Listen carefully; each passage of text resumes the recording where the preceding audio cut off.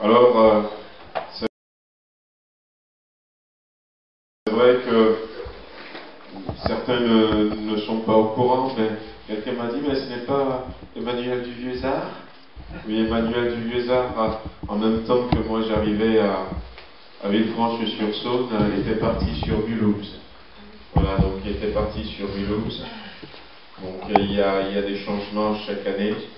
Donc on ne change pas toutes les années, mais je ferai attention lorsqu'il y aura les prochains changements de bien vous les annoncer.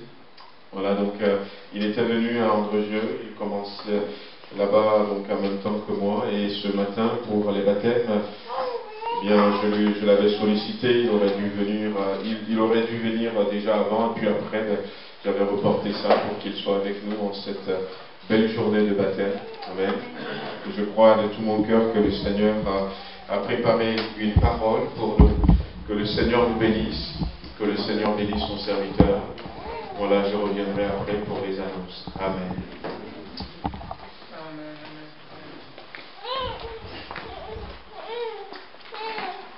Voilà, bonjour à chacun, à chacune. Vous allez bien? Amen. Voilà, donc c'est pas Emmanuel du Vieux-Art qui se tient devant vous, c'est le pasteur Rémi Davio. Donc je succède à Emmanuel du Vieux-Art. Et donc ça fait un peu plus d'un an qu'on est sur Andrezieux avec mon épouse et puis mes deux enfants. Donc mon épouse ce matin qui sert le Seigneur auprès des enfants. Et puis on a deux enfants en bas âge, une de 2 ans et puis un autre de 10 mois. Donc se rapprocher, vous imaginez, c'est un petit peu sport la nuit. Voilà, on a de quoi se réjouir. Et puis vous avez fait les salutations de l'église d'Andrezieux, de toute l'église d'Andrezieux, et puis notamment de Michael Pandino. Vous avez reçu plusieurs fois ici, et aussi à Tara. Voilà, avant de partager la parole, j'aimerais vous donner une précision ce matin par rapport à me concernant. C'est que si jamais je ne vous fais pas la bise fraternelle et que je vous serre la main, c'est pas que je ne vous aime pas, c'est pas que je vous mets une distance évangélique, c'est que je me suis fait opérer des dents de sagesse mardi soir, et ce qui fait que j'ai un hématome. Vous avez peut-être certains ont vu, ils disent, oh, le pasteur il aime le chocolat. Ah non, on me l'a fait dernièrement, on m'a dit, pasteur t'aimes le chocolat? Je dis non, c'est pas le chocolat. C'est que les dents de sagesse, on les a enlevées, et puis ce qui fait qu'il y a un hématome. Merci Seigneur, c'est en train de se dégonfler. J'aurais pas pu prêcher, c'était vendredi que je me suis fait repérer, parce que j'avais vraiment une grosse joue et c'était compliqué pour moi de parler. Donc voilà, je tiens à donner cette précision, parce que si jamais vous voyez que je vous fais pas la bise, c'est vraiment que, c'est pas que je vous aime pas, c'est vraiment parce que je fais attention qu'on ne bouscule pas, que la douleur ne se réveille pas. Amen. Voilà, on va partager la parole dans quelques instants. J'aimerais prier avec vous pour que le Seigneur puisse vraiment nous parler. Seigneur, merci pour ta présence ce matin. Nous sommes heureux de pouvoir nous tenir devant toi. Tu es présent par ton esprit.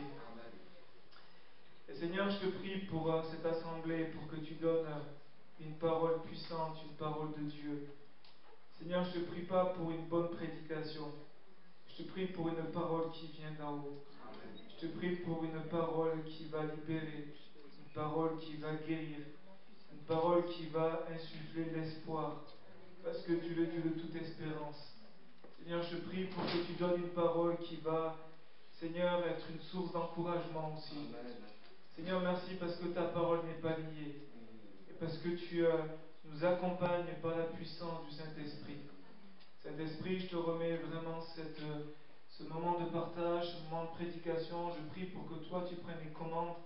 Je prie pour que toi, tu puisses insuffler la vie dans ta parole. Seigneur, merci. Et puisse produire, Seigneur, un effet qui va au-delà de ce qu'on peut penser, de ce qu'on peut imaginer, parce que tu es Dieu. Seigneur, merci. Merci, Seigneur, de venir m'assister par la puissance de ton esprit. En ton nom, Jésus, et pour ta gloire. Amen. Amen. Voilà le thème de mon message que le Seigneur a mis sur mon cœur ce matin pour vous. Titre, on va vous afficher le PowerPoint dans quelques instants. Le titre de mon message, c'est Jésus n'a pas dit son dernier mot. Amen. Jésus n'est jamais à court. Jésus n'est jamais à dire oups, j'ai pas prévu ça, comment je peux faire? Jésus est souverain. Jésus est tout puissant. Et j'aimerais vous inviter dans la lecture dans l'évangile de Marc. Si vous avez une Bible, je vous invite à ouvrir dans Marc, chapitre 5. Et ce matin, on va faire une lecture textuelle. Les points vont se retrouver dans le texte. Marc, chapitre 5, verset 21.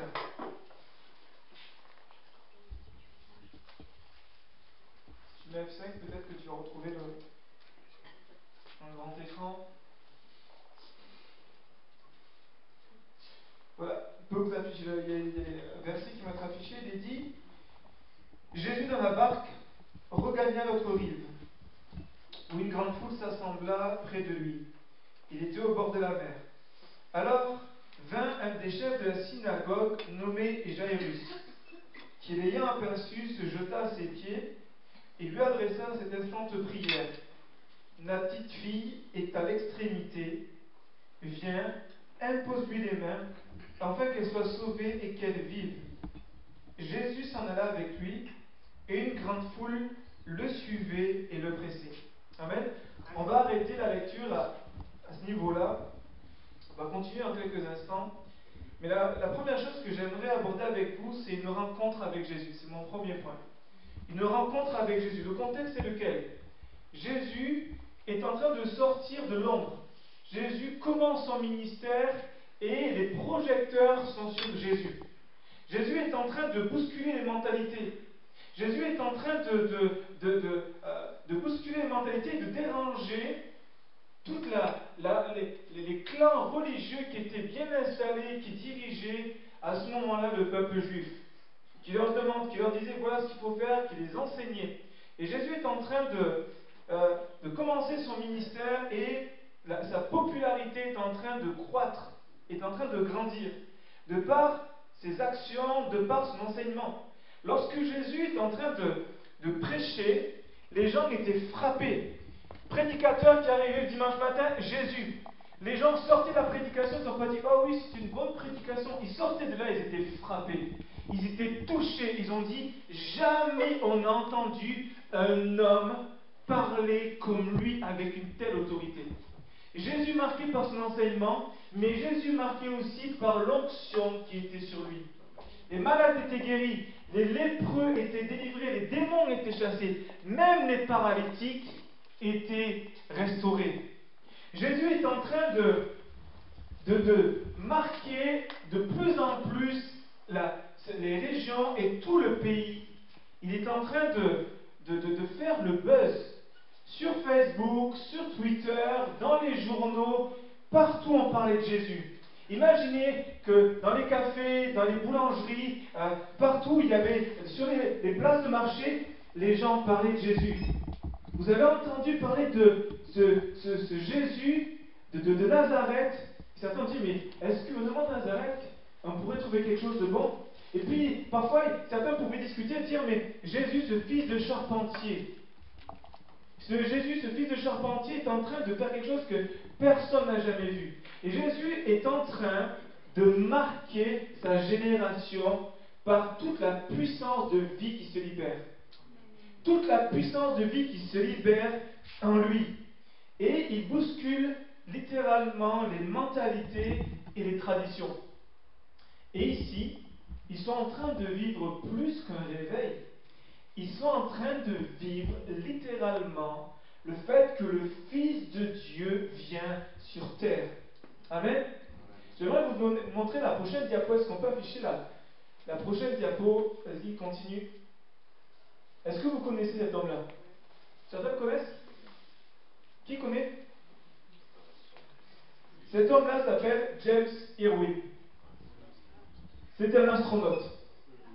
C'est un des hommes qui a fait partie de la première expédition qui ont marché, des hommes qui ont marché sur la Lune.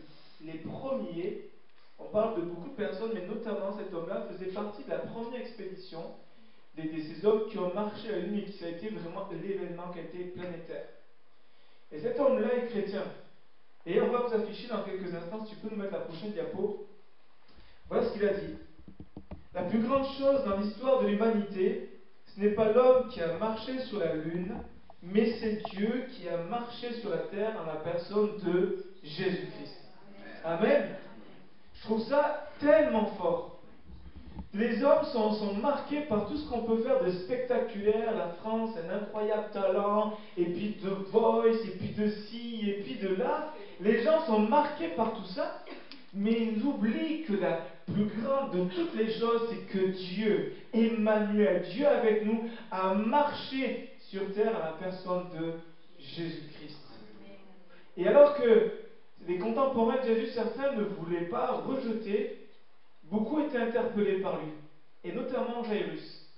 Jairus, on entend parler de lui et il va dans ce contexte-là se tourner vers Jésus. Parce que face, on a entendu parler tout à l'heure de fardeau, lui il vit plus qu'un fardeau, il vit une réelle détresse. Sa fille est sur le point de mourir. Les psychologues disent que la plus grande des souffrances que l'homme peut vivre, c'est la perte d'un enfant. Sur l'échelle de 1 à 10, niveau 10. Parce que c'est pas normal. C'est pas normal que des parents perdent.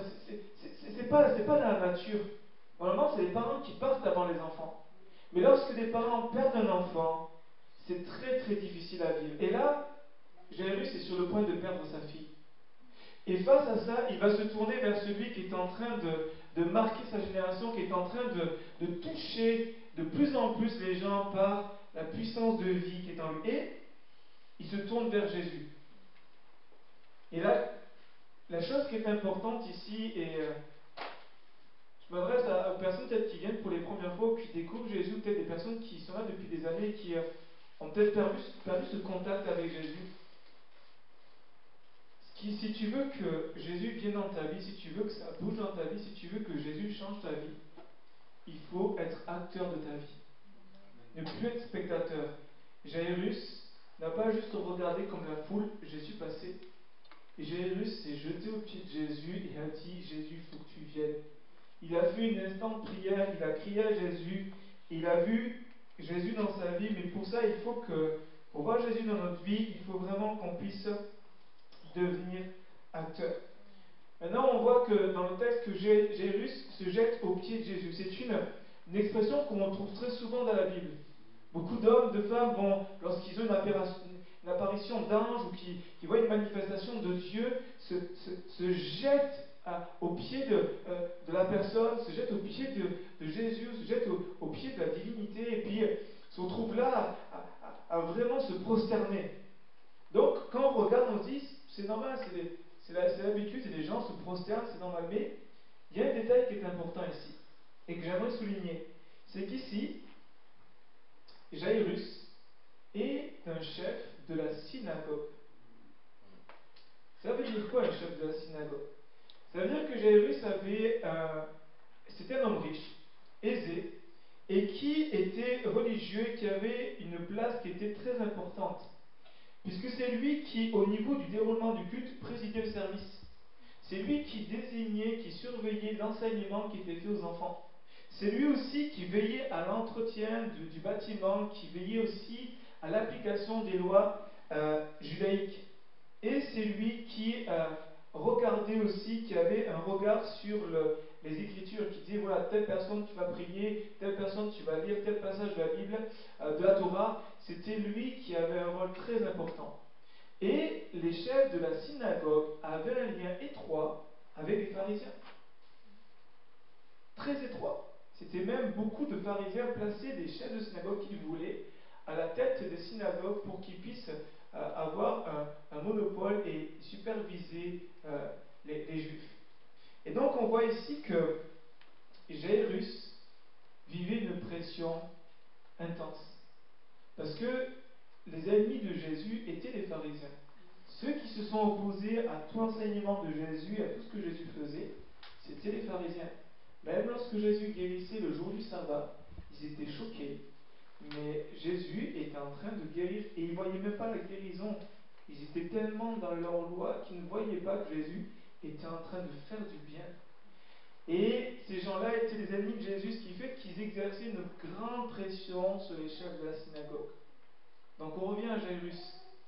Jairus, c'est pertinemment qu'en se tournant vers Jésus, il risque sa place. Jairus, c'est pertinemment qu'en venant à Jésus, il risque gros, il risque d'être banni de la communauté. mais il risque aussi de mettre l'opprobre, la honte sur sa famille. Jairus, il n'est pas comme nous, on vient le dimanche matin et puis on est là pour venir à Jésus. Lui, il sait très bien que ça va lui coûter. Il sait très bien qu'en se tournant vers Jésus, en se prosternant, surtout que là, il se prosterne vers Jésus, donc il s'humilie, il reconnaît l'autorité de Jésus. Il est en train de signer sa fin de carrière. Parce que forcément, ça va savoir, et puis pour lui, c'est terminé. Mais Jairus n'a pas regardé au qu'en dira-t-on, Jairus n'a pas regardé à ce que les autres pouvaient penser, et Jairus a regardé surtout à la détresse, regardé à ce qu'il vivait, mais surtout à ce que Jésus pouvait faire dans sa vie. Jairus savait que Jésus était la solution. Sinon, il ne serait pas risqué autant. Il n'aurait pas autant risqué de sa vie. Et là, ce qui m'interpelle, c'est que Jairus a une marque de courage. A une marque de courage. J'aimerais vous dire que se prosterner, crier à Jésus, se tourner vers Dieu, c'est une marque de courage. C'est tellement plus simple lorsque on vit des choses qui ne sont pas simples de rester assis, puis d'être là, et puis peut-être d'espérer, mais de ne pas devenir acteur, de ne pas se faire violence et de dire non, je refuse cette situation et je vais chercher Dieu. Je vais me mettre dans le jeûne et la prière et je vais crier à Dieu. Ça, c'est une marque de courage. C'est tellement plus facile parce que nous, humains, on n'aime pas trop les choses de Dieu. Notre nature humaine n'aime pas les choses de Dieu. Il faut des fois se faire violence et puis se risquer pour Jésus. Et là, c'est ce qu'il a fait, il s'est abandonné à Jésus. Et remarquez une chose, c'est que Jésus est entouré d'une foule, mais que Jairus amène Jésus dans sa situation. La prière de Jairus a fait déplacer Jésus. Vous imaginez ça? Que ta prière peut déplacer le bras de Dieu. C'est extraordinaire. Le Dieu maître de l'univers, qui n'a ni commencement, qui n'a ni fin, qui n'a aucune autorité au-dessus de lui, qui n'a personne pour le conseiller, qui n'a aucun défaut, qui est parfait, qui connaît toutes choses, qui sait tout, qui connaît le début, la fin de notre vie, qui sait le plus profond de nos pensées, qui connaît des choses que même nous, on ne sait pas. Ce Dieu-là, par nos prières, nous pouvons déplacer son bras et sa main dans nos vies, dans nos situations. C'est tellement une grâce. Et là, Jairus amène Jésus dans sa situation, amène Jésus dans son problème. Et on voit que, entre-temps, il va se passer quelque chose. C'est mon deuxième point. Si tu peux nous afficher le deuxième point, le moment critique de la situation. Jairus amène Jésus, Jésus part avec lui, la Bible, on vient de le lire, Jésus part avec lui, qu'est-ce qui se passe? C'est qu'au moment où Jésus part avec lui, ils sont en chemin, tout d'un coup, Jairus, alors qu'ils sont, on rentre dans le contexte, on revient avec Jairus, ils sont dans une urgence. C'est pas comme s'ils avaient le temps de s'arrêter. C'est dépêche-toi Jésus. Ma fille est sur le point de mourir, viens avant qu'il ne soit trop tard. Et là, tout d'un coup, Jairus avance, on imagine la scène, et puis j'aime bien l'imaginer en 3D et rentrer vraiment dans le texte. Et on imagine Jairus qui part et qui peut-être presse Jésus, allez, viens, dépêche-toi, même si la foule presse, viens Jésus. Et là, tout d'un coup, il y a Jésus qui s'arrête, Jairus qui se retourne et qui voit Jésus qui dit, qui m'a touché? Moi, je suis Jairus. Je dis, Jésus, il y a une foule. C'est pas important, dépêche-toi, c'est urgent, il faut qu'on y aille. Ma fille est sur le point de mourir. En gros, mais Jésus, mais pourquoi tu traînes?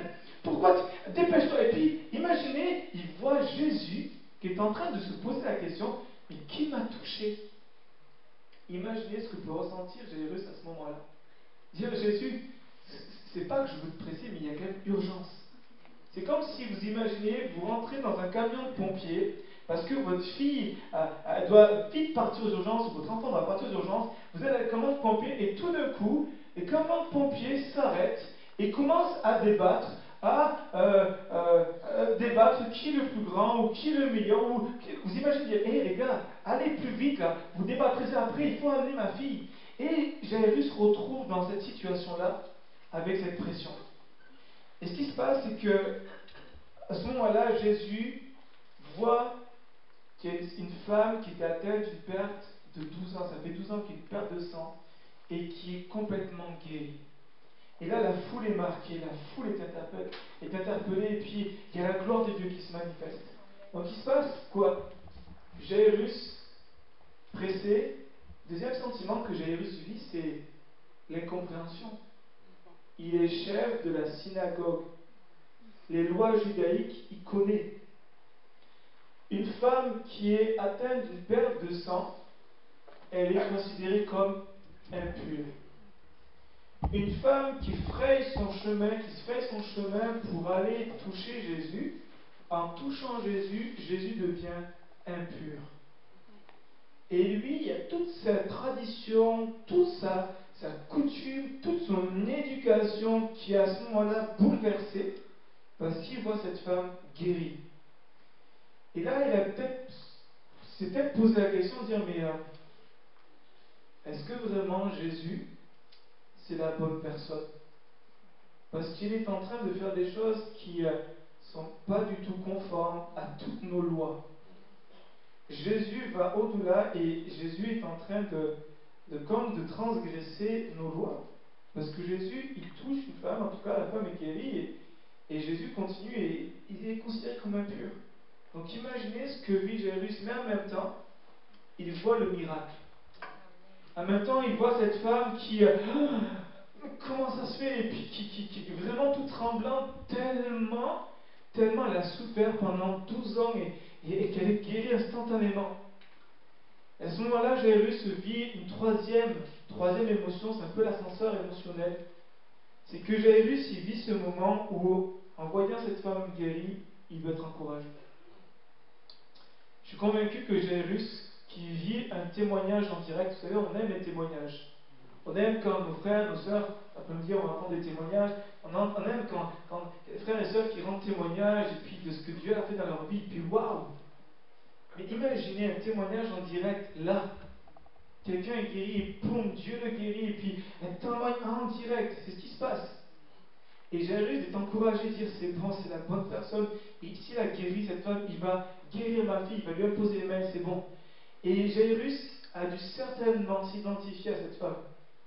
Parce que cette femme a une perte de sang depuis 12 ans. Sa fille à Jairus a 12 ans. Et pour Jairus, ça va rapidement dans sa tête, c'est bon. Je suis la bonne personne, on y va. Jusqu'au moment où on arrive au verset 35. On va vous l'afficher. Comme il parlait, comme Jésus parlait encore, sur un des chefs de la synagogue, des gens qui dirent, ta fille est morte, pourquoi importuner davantage le maître? Boum. Vous êtes toujours avec moi avec Jairus? Oui. Jairus vit le miracle de la femme qui est guérie. Et puis il dit, c'est bon, c'est parti, on va y arriver, vous imaginez l'espérance, c'est bon, tiens, et puis la délivrance arrive, la guérison, ma fille, on va pouvoir se sortir de cette situation tellement compliquée. Chérie, c'est bon, j'ai Jésus avec moi, et puis au moment où il est prêt à franchir le seuil de sa maison, il y a des serviteurs qui viennent. Et certainement quand les voient, ils disent, oh, il y a un problème.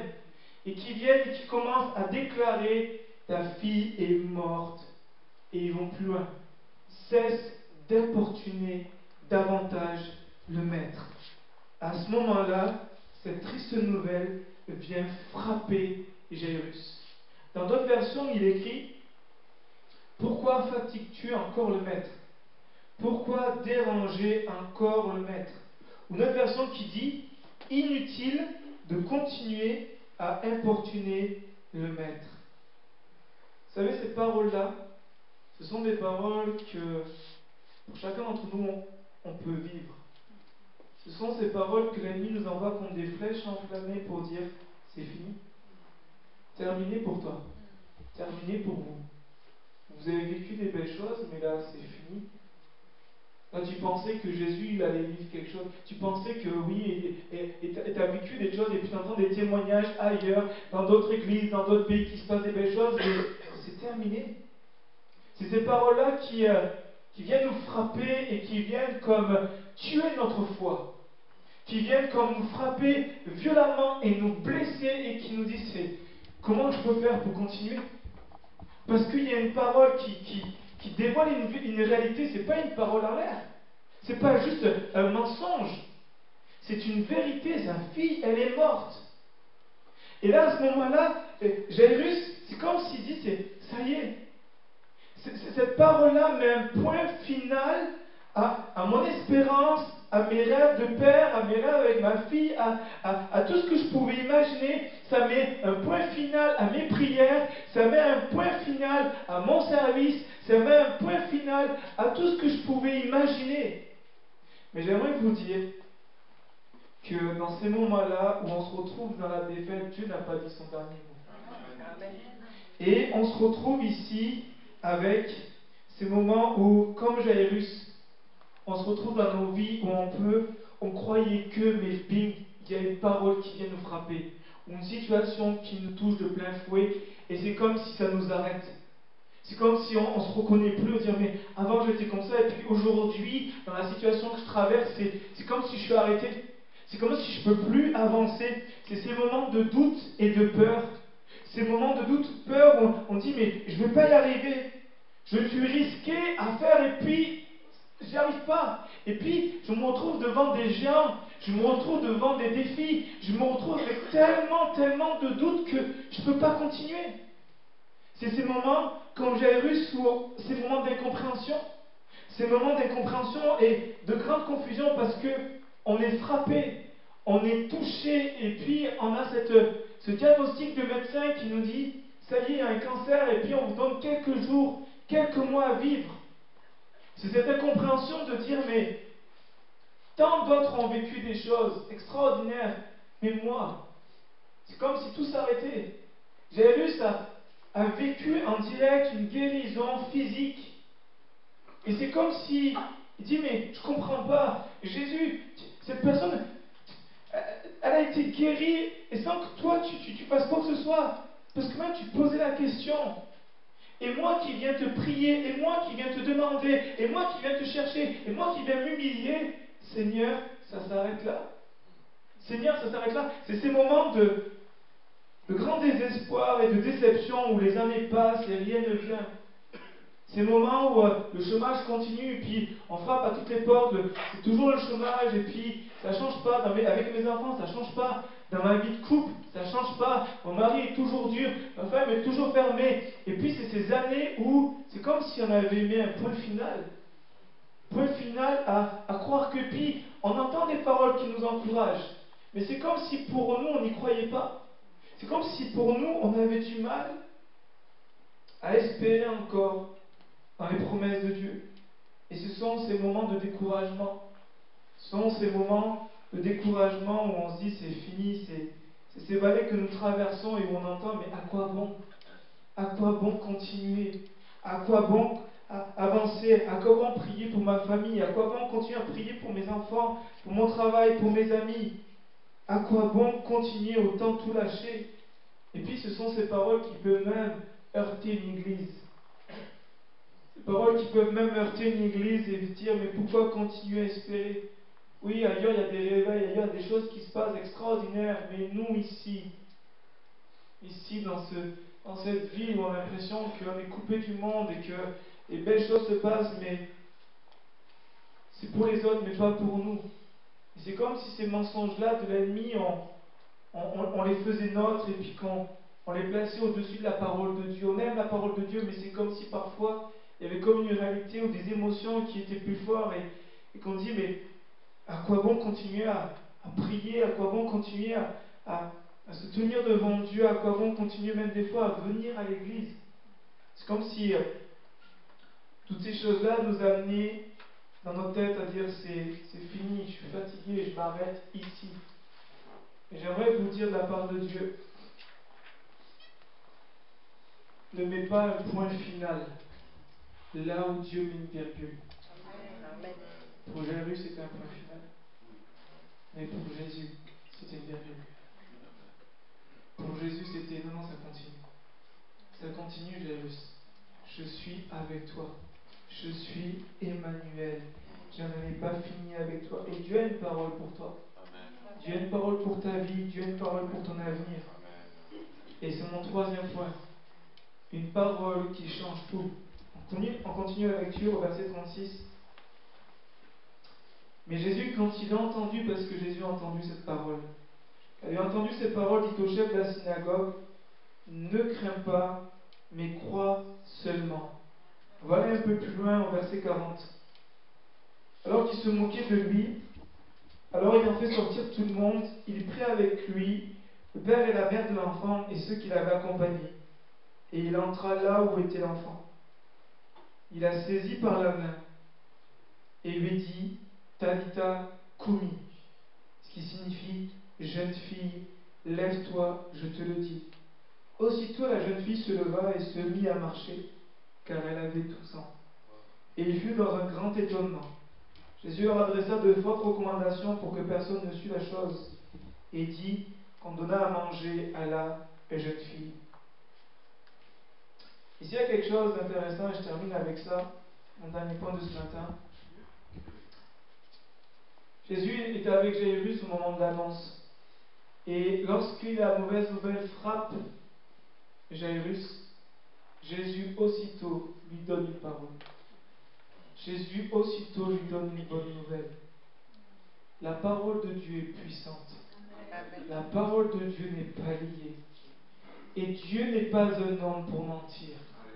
Ce qu'il dit, sa main s'accomplit. Sa main accomplit toujours sa parole. Il dit et la chose arrive. Il ordonne et elle existe. Il est Dieu. Et Dieu veille à une chose.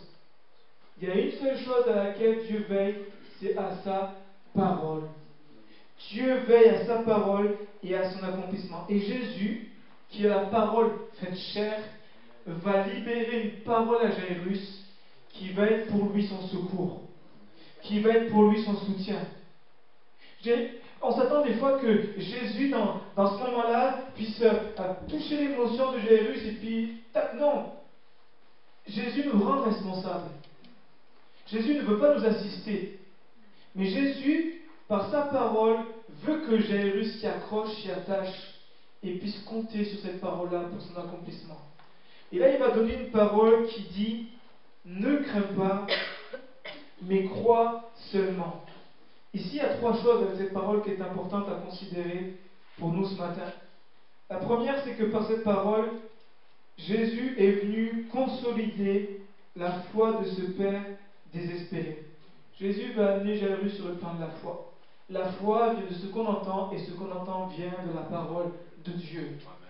Donc parfois, il faut que tu fermes la porte à toutes ces voix qui te disent c'est terminé, c'est fini, et que tu ouvres grandement ton cœur et ton esprit à la parole de Dieu et que tu dis Seigneur, je m'appuie sur cette parole. Et quitte à ce que tu la répètes, quitte à ce que tu la fasses tienne, quitte à ce que tu puisses te l'approprier, tu puisses vraiment la proclamer, dire c'est ta parole Seigneur, et j'y crois. Il lui donne cette parole pour l'encourager dans ce moment où tout est noir et tout semble finir. Quand il lui dit ne crains pas, mais crois seulement, il est en train de lui dire Jairus, il y a une résurrection à venir. Il est le Dieu qui appelle les choses comme si elles étaient. Les choses qui n'existent pas comme si elles étaient. Il est ce Dieu-là qui appelle les choses qui ne sont pas encore comme si elles étaient. Et qui donne la vie à ce qui est mort. Et ce même Dieu-là marche avec Jairus et ce matin marche au milieu de nous et nous donne cette parole qui dit ne crains pas mais crois seulement. Et par cette parole, Jésus va amener Jairus à ce qu'il puisse fixer son regard, fixer son attention, non pas sur la situation, mais sur Jésus. Vous savez, une des choses que j'ai compris dans ma vie chrétienne, c'est que parfois, l'ennemi, on traverse tous des épreuves, des combats, mais parfois l'ennemi, il fait une chose. Il vient nous amener à polariser notre attention, à toute notre énergie sur le combat ou l'épreuve. Et moi, c'est ce que j'appelle la bulle. Il nous enferme dans une bulle. Et puis, on sait que Dieu est là, on sait que Dieu est présent, on aime le Seigneur, on connaît sa parole. Mais c'est comme si notre attention, notre regard, notre énergie n'est que sur le combat ou la situation. En fait, l'ennemi est en train de faire qu'une chose, c'est qu'il est en train de détourner notre regard de Jésus pour tourner notre regard sur la situation. Et c'est une réalité, c'est ce qu'on vit. Donc il va nous tourner et puis il va l'augmenter cette situation. Il va, quand la Bible nous dit d'une flèche enflammée, c'est que la flèche est enflammée, mais ce qui met le feu, ce sont nos pensées. Des scientifiques disent que plus de 80% de nos inquiétudes n'arriveront jamais. Donc quand il y a une situation qui est compliquée, qu'est-ce que je fais? J'essaye. Je me force de prendre 80% de mes inquiétudes et je les mets à la poubelle. Je me dis, ça n'arrivera jamais ça. Alors arrête de te fatiguer avec ça et concentre-toi sur vraiment la chose qui est importante.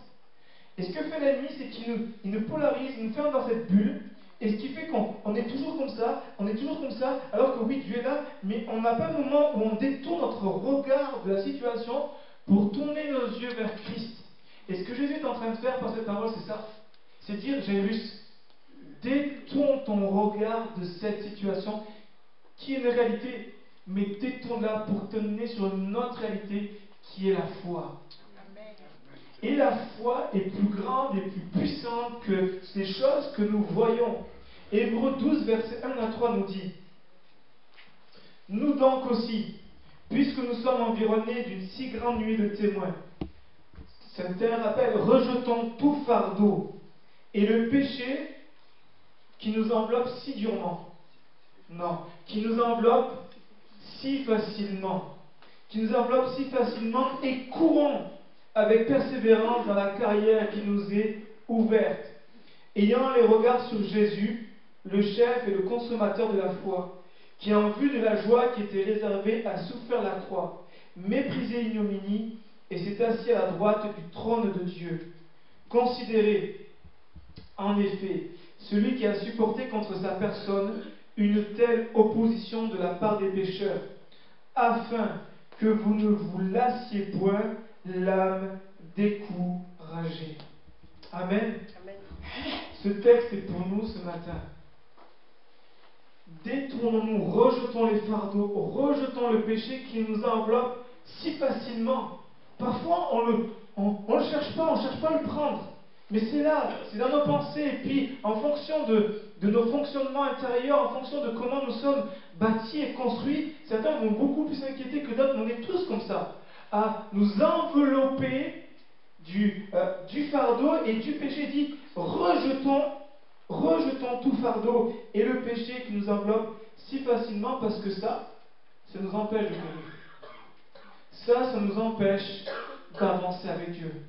Ça vient comme nous enchaîner. Et vous avez déjà essayé de courir avec un boulet au pied? Certains, quand ils courent, ils se mettent des poids. Moi, j'ai mon petit frère qui faisait ça, il était armé, et puis il devait s'entraîner, donc il se mettait des poids. Je dis, mais t'es fou, déjà, courir, c'est compliqué. Et tu te mets des poids, il se mettait des poids à ses chevilles, à ses bras, puis il courait, et ce qui fait que c'était beaucoup plus lourd. Et imaginez, fardeau, péché, ça nous bloque littéralement pour avancer avec Dieu. Et parfois on ne comprend pas, mais le texte est là. Rejetons. Il ne dit pas mettez de côté, il dit rejetez.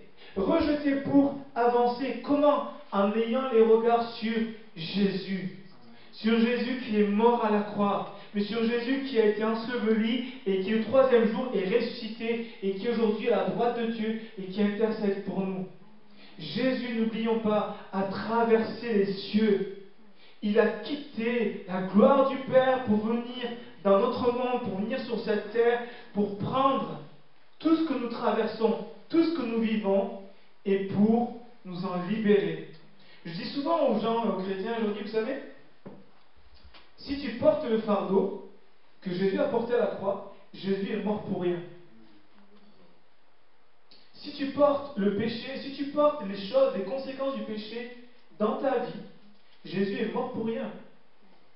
Jésus est mort à la croix, il a pris pour que toi tu n'aies plus à le prendre. Mais parfois, C'est comme si on disait, mais ça fait partie. Oui, déjà la vie chrétienne, c'est un effort, c'est un combat. Donc, le combat de la foi. Donc, t'enveloppe pas de choses que Jésus a pris. Ne prends pas et rejette ce que Jésus a pris. Sinon, Jésus à la croix, il est mort pour rien. Mais Jésus à la croix n'est pas mort pour rien. Il a tout accompli. Il n'y a rien que Jésus dans ta vie n'a pas pris. Il a tout accompli. Amen. Et le deuxième point, c'est que dans cette parole-là, Jésus va donner une parole d'autorité. Il va lui dire, la première chose, il va lui dire, ne crains pas.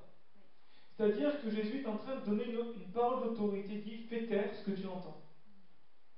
Fais taire ce que Jésus a entendu. Et rapidement, lorsque Jésus a entendu ces paroles, il dit, ne crains pas, ne crois seulement. Il est en train de donner une parole d'autorité, et ça, c'est l'autorité que Dieu nous donne. Dieu nous donne d'exercer l'autorité pour fermer la porte à tous les mensonges de l'ennemi, pour fermer la porte à tout ce que l'ennemi vient nous donner comme parole pour atténuer et atrophier notre foi. Jésus est en train de dire, ne crains pas, ne considère pas cette parole. Il faut, vous savez, sans rentrer dans un délire mystique et puis sans ne plus vivre sur terre, il faut qu'on ait notre cœur dans le ciel et notre tête sur terre. Mais il y a parfois des situations où il faut refuser les paroles. Il faut refuser les paroles. Mais t'es comme ça et t'es nul, tu fais rien. Et puis si. Moi je refuse ces paroles-là. J'ai des paroles qui m'ont lié pendant des années. Et j'ai brisé ces paroles et je les ai refusées parce qu'en Christ je suis une nouvelle créature. Les choses anciennes sont passées, toutes choses deviennent nouvelles. Et Jésus est en train de dire, ne crains pas, c'est-à-dire, ne considère pas cette parole que tu viens d'entendre. Jésus n'est pas en train de dire, écoute, déconnecte-toi d'une réalité, deviens. Non, non. Jésus est très cohérent dans ce qu'il fait. J'aime Dieu parce que Dieu est cohérent dans ce qu'il fait. Dieu n'est pas un Dieu Dieu est un Dieu d'ordre.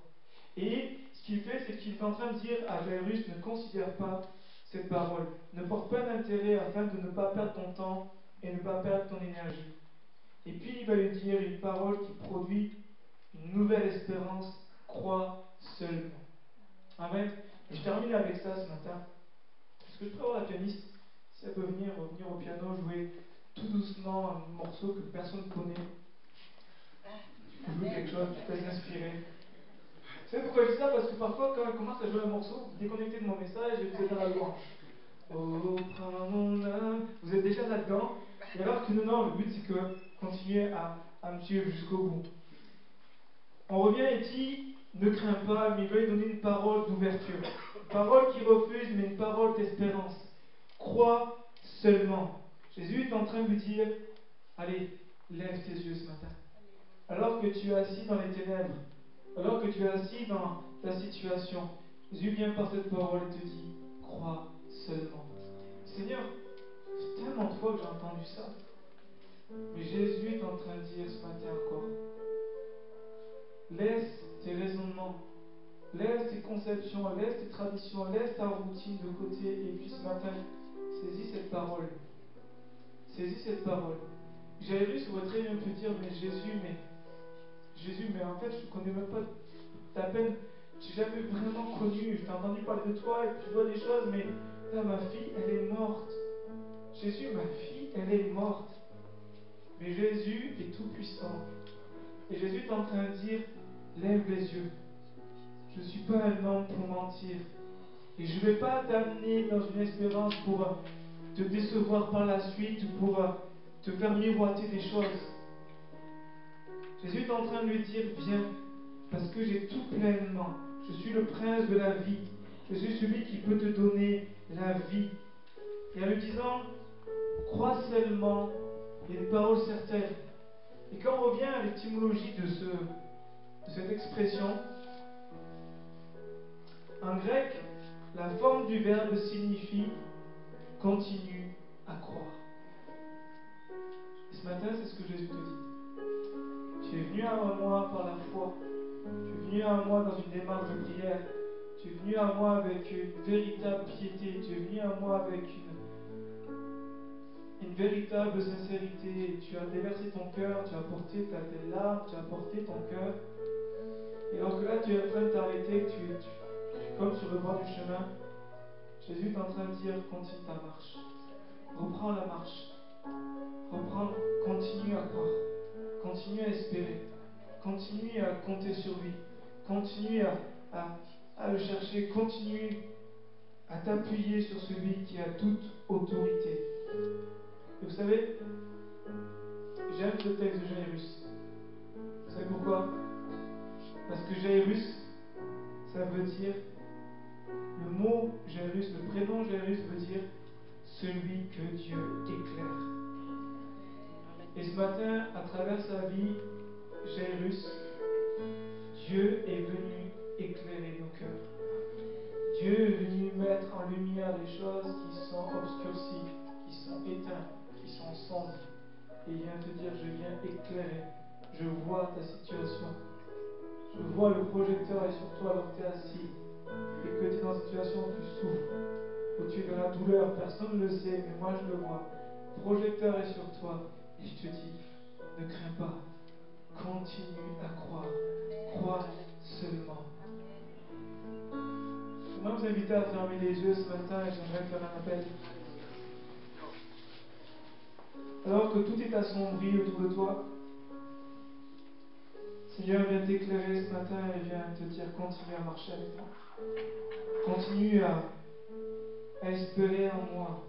Même si tu as été déçu, découragé, tu ne comprends pas certaines choses. Vous savez, la foi, dans la vie chrétienne, c'est accepter de ne pas comprendre. Il y a des moments dans ma vie chrétienne, je ne comprenais pas certaines choses. Je traversais des situations avec mon épouse et puis on ne comprenait pas. On disait Seigneur, pourtant on te sert, on se donne à toi, on a 200% pour toi et puis là il nous arrive ça et on ne comprend pas. Et j'ai compris que la foi, c'était pas de tout comprendre. La foi, c'était d'accepter de ne pas comprendre et de continuer à lui faire confiance.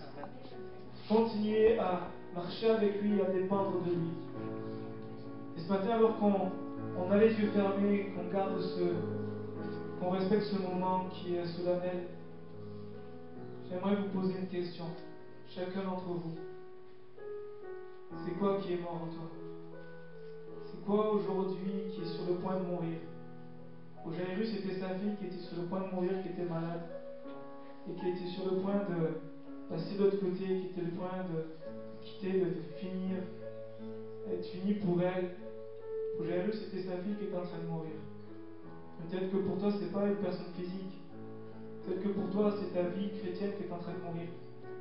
Peut-être que pour toi, c'est ton service qui est en train de mourir. Peut-être que pour toi, ce qui est en train de mourir, c'est ta vie de couple, c'est ta famille. Tu as délaissé le chemin de la prière, tu as délaissé le chemin d'intercession et tu vois aujourd'hui tes enfants partir dans des voies que tu n'avais pas du tout rêvé et qui sont vraiment des voies qui t'horrifient, qui t'amènent à des moments de trouble, d'insomnie, peut-être le soir. Si tu es peut-être mort en toi, c'est ta piété. Si tu es peut-être mort aujourd'hui en toi, c'est ton feu, c'est ta passion. C'est ton premier amour qui était là, tu es de 100%, tu étais à toutes les réunions, tu te donnais entièrement. Il y a des années en arrière, tu te consacrais, tu faisais même partie des piliers de cette église, et puis aujourd'hui tu es comme éteint, tu es comme mis de côté. Et le Seigneur te dit ce matin, ne crains pas, mais crois seulement. Alors que tu es assis dans les ténèbres, dans l'obscurité, dans toutes sortes de paroles négatives, de toutes sortes de tourbillons de ta vie, Seigneur, mets sa lumière ce matin sur toi. Alors que ce peuple était assis dans les ténèbres, est venue une grande lumière pour l'éclairer, pour l'amener à se relever. Parce que dans l'obscurité, c'est difficile de marcher. Et Dieu est la lumière qui vient ce matin par sa parole, éclairer ta vie et te dire, il y a encore d'espérance pour toi, il y a encore de l'avenir. Ne mets pas un point final là où Dieu met une virgule, là où Dieu va encore écrire les meilleures pages de ta vie, là où Dieu va encore continuer à à donner un témoignage à ta vie, continuer à se servir de toi, continuer à répandre sa vie, à ce que tu puisses libérer les dons, libérer les talents que Dieu a mis en toi.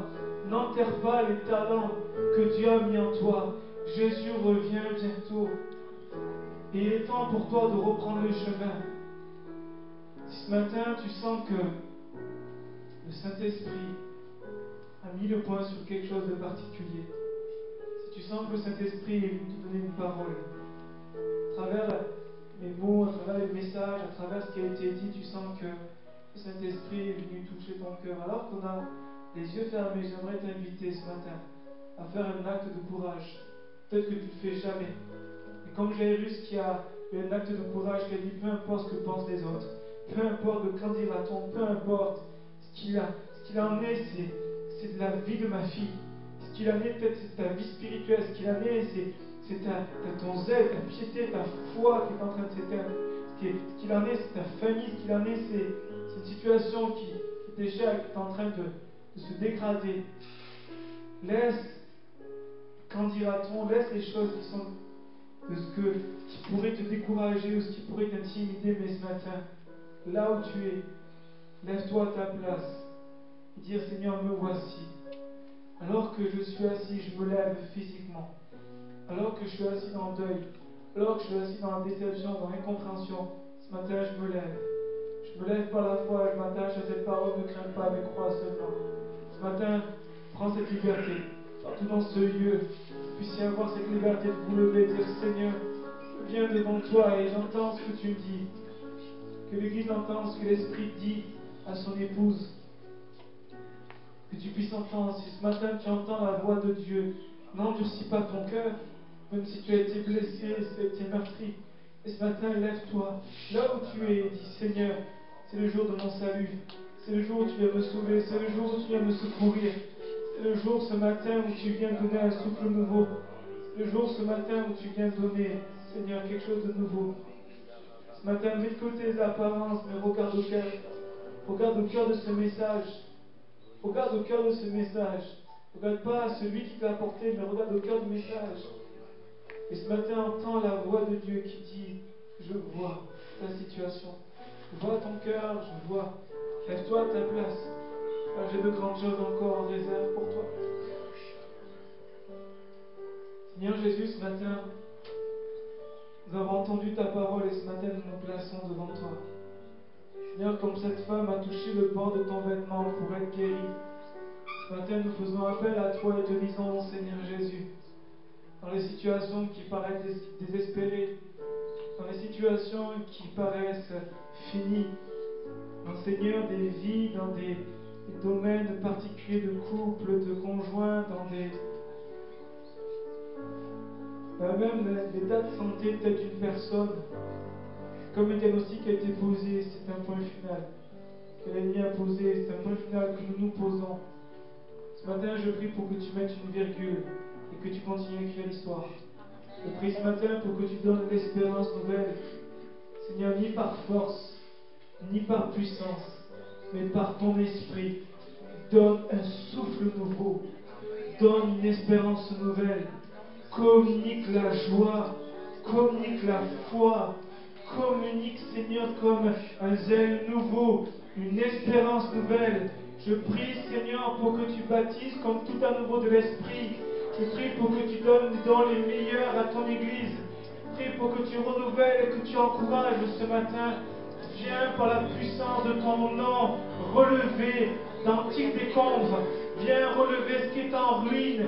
Tu es le Dieu qui rebâtit sur des tas de ruines. Tu es le Dieu qui relève. Tu es le Dieu qui restaure. Tu es le Dieu qui donne un nouveau départ. Et ce matin, je prie au nom précieux de Jésus-Christ, qui a autorité sur la maladie, qui a autorité sur l'oppression spirituelle, qui a autorité sur des situations qui paraissent finies. Seigneur, tu es l'autorité même. Seigneur, tu n'as pas dit ton dernier mot sur chacune de ces vies, chacune de ces histoires qui se tiennent là, debout, devant toi. Ce matin, répands ta vie, répands ton onction, répands ta force et libère les cœurs qui sont chargés, Libère les cœurs qui sont tellement alourdis, Seigneur, par des fardeaux, par des situations tellement compliquées. Seigneur, tu es le Dieu Tout-Puissant. À toi, rien n'est impossible. Et nous prions pour une libération des cœurs. Nous prions pour une libération dans les pensées. Nous prions pour une libération émotionnelle. Pour que, Seigneur, il y ait un plein épanouissement. Tu es le bon berger. Et le berger est venu pour donner sa vie pour ses brebis. Pour que ces brebis aient la vie en abondance. Donne l'abondance à tes brebis ce matin. Donne l'abondance à tes brebis ce matin. Seigneur, nous prions pour que vraiment, par la puissance de ton nom, tu puisses vraiment, Seigneur, donner la vie à ce qui est mort. Comme tu as dit à cette fille, lève-toi. Je prie ce matin pour les situations qui sont mortes. Lève-toi. Lève-toi au nom de Jésus.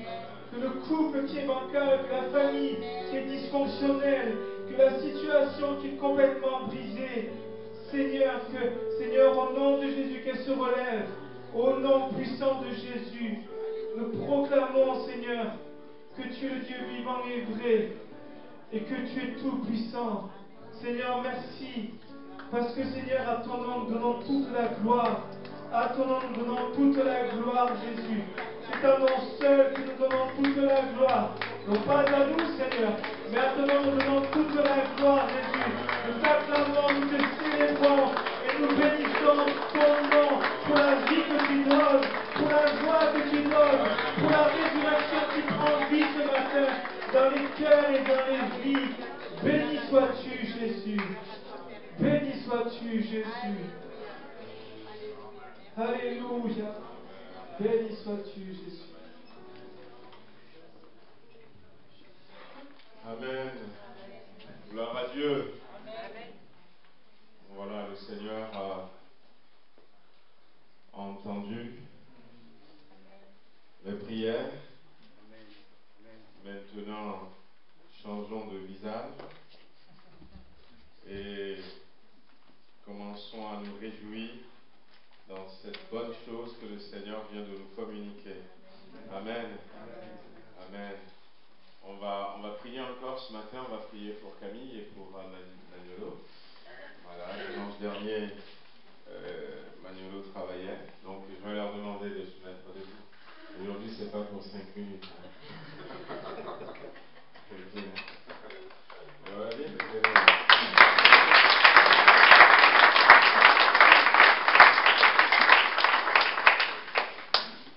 Voilà, nos bien-aimés vont passer par les eaux de baptême cet après-midi, tout à l'heure, à 15h. Donc on ne part pas, on reste là, on mange. Mais j'aimerais que nous prions, que toute l'Église prie pour eux, que le Seigneur les bénisse, que le Seigneur les remplisse de son Esprit Saint. Le Seigneur a une belle vie, un beau programme, une jolie destinée pour chacun d'entre eux. Et déjà, voilà, donc nous voulons déjà commencer à prier ce matin pour eux. Donc je vais demander à mes collègues de venir, Bertrand va venir et puis on va prier. Venez, on va prier pour eux. Mais je vais vous demander de vous mettre debout et tous ensemble, on va prier pour que le Seigneur les bénisse et les remplisse.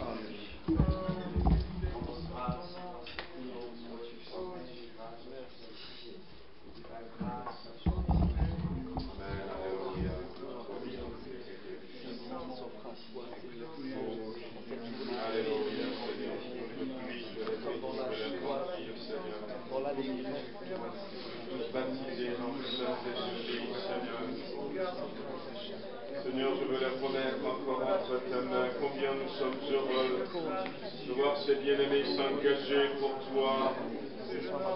Seigneur, la Bible dit qu'il y a une grande joie dans le ciel lorsque quelqu'un se tourne vers toi.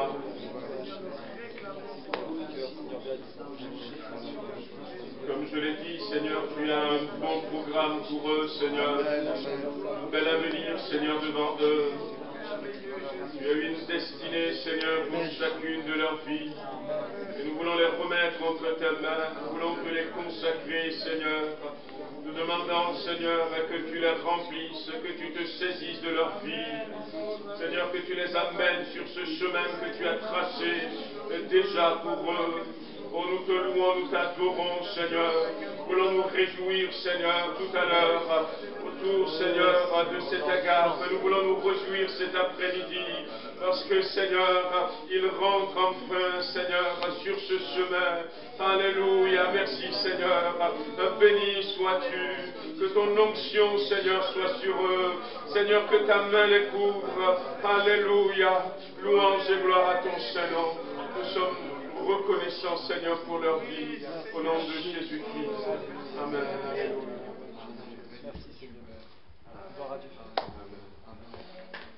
Amen. Gloire à Dieu. Voilà, nous remercions le Seigneur pour notre frère Rémi Davio. La prochaine fois, je crois que on aura l'occasion de faire la connaissance de son épouse et puis des enfants. Et peut-être profiter aussi pour accueillir à tous ceux qui sont au milieu de nous pour les premières fois. Je crois qu'on a des visiteurs, on a des bien-aimés qui sont de passage. Bon, voilà, donc j'ai vu pas mal de têtes nouvelles. Voilà, nous sommes heureux de vous avoir avec nous. Soyez bénis. Amen. Voilà, donc je ne sais pas si vous allez tous rester pour la gâte. Même si vous n'avez rien prévu, nous avons un Dieu qui multiplie le pain et les poissons. Voilà, donc tout à l'heure, on va enlever les chaises, on va mettre des tables, et puis on va rester dans la communion fraternelle, dans la convivialité, et avec nos jeunes qui vont se faire baptiser, et puis à 15h, ce sera le baptême. Voilà, donc cet après-midi, il y aura également la présentation d'un enfant. Je l'avais annoncé le dimanche dernier. Donc on aurait pu le faire par exemple ce matin, mais j'aime bien des fois quand ça tombe comme ça, faire les deux en même temps pour montrer bien la différence. Nous ne baptisons pas les enfants, mais nous les présentons au Seigneur. Jésus a dit, amenez-moi les petits enfants. Voilà, nous les présentons simplement. Donc cet après-midi également, nous aurons la joie de partager également une présentation d'un enfant. Et puis, je voudrais simplement vous rappeler que demain à 20h15, il y a prière à l'église évangélique Route de Riotier pour l'école Les Sarments. Voilà, donc ceux qui peuvent y aller, ce serait bien pour prier pour cette œuvre qui se fait. Je veux aussi vous rappeler pour la publication, donc la bibliothèque.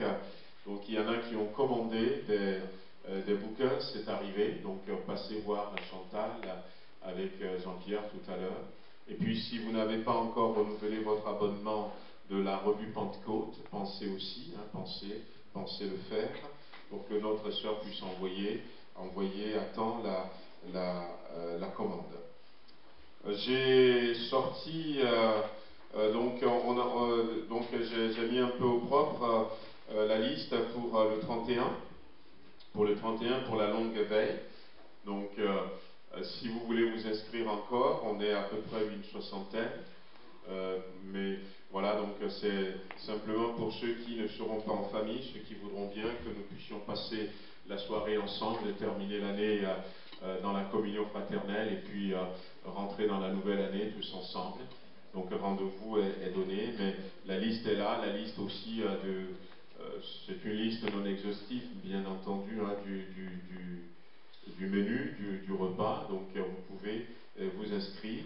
Et puis on pensait que ce serait un moment où on pourra écouter un témoignage, connaître mieux un frère et une sœur. Donc si vous voulez intervenir, participer par un témoignage, peut-être que quelqu'un voudrait chanter un chant, une louange pour remercier Dieu pour sa vie, pour sa famille. Donc venez me voir pour que nous puissions caler tout ça dans le programme. Donc, voilà. Alors, je ne vais pas oublier donc cette annonce parce que ma femme ne serait pas contente. Elle me l'avait dit à plusieurs reprises. Nous sommes dans la semaine de déménagement. On a vu comment j'étais fatigué la dernière fois. Et il faut le dire, hein? Voilà. Voilà, nous sommes dans la semaine de déménagement. Donc, Bertrand va déménager donc, cette semaine. Nous, on va déménager aussi. Et Marie aussi va déménager. On va dans des demeures beaucoup mieux. Voilà. C'est pour le mieux.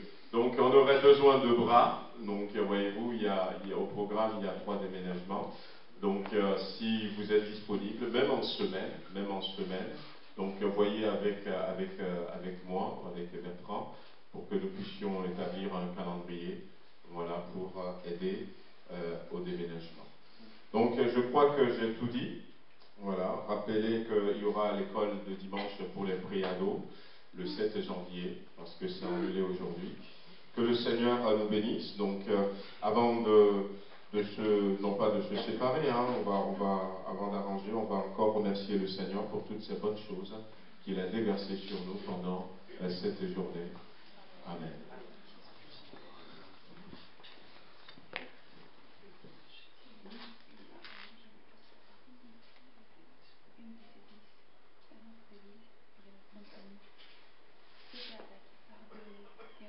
Il y a 8 personnes qui sont décédées, une quarantaine sont blessées dans notre quartier.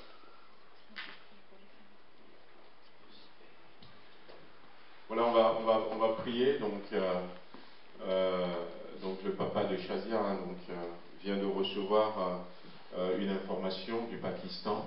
Donc une des églises dans leur quartier a été attaquée par les terroristes. Donc pour le moment on dénombre 8 morts et une quarantaine de blessés. Donc voilà, on va non seulement prier pour cette église, mais on veut entourer, si vous voulez venir, on veut entourer nos bien-aimés qui ont dû peut-être venir. Venez quelques-uns, on va les entourer et puis on va prier également pour eux. Voilà. Donc quelques frères et sœurs peuvent venir également. On veut les entourer. On veut prier pour ceux qui sont là-bas, qui sont éprouvés, mais que le Seigneur les entoure, que le Seigneur pose sa main. Amen, alléluia. Ce n'est pas toujours facile, hein, donc on veut entourer nos bien-aimés, on veut les porter devant le trône de la grâce. Amen, alléluia.